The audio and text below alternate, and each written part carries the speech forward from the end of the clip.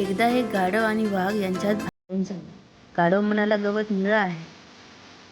वाघ म्हणाला, नाही रे, गवत हिरवं असतं. दोघे सतत भांडत राहिले आणि शेवटी जंगलाच्या राजाकडे जातात, सिंहाजवळ. तेव्हा राजा गाढव सिंहाला म्हणाला, महाराज, हा माझ्याशी नुसतं भांडतोय.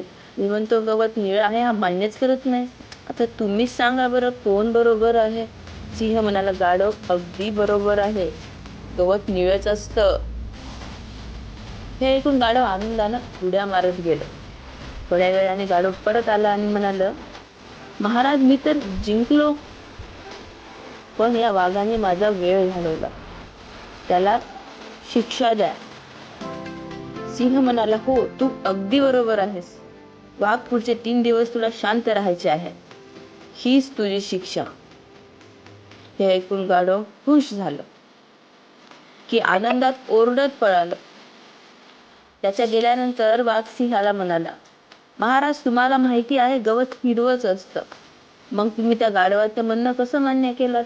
सिंह शांतपणे म्हणाला, गवत हिरवं असतं हे मला सुद्धा माहिती आहे आणि तुला सुद्धा माहिती आहे. ज्याला सत्य समजत नाही त्याच्याशी वाद करणं म्हणजे ही तुझी सगळ्यात मोठी चूक आहे. जो गाढवासोबत भांडतो तो मोठा गाढव असतो.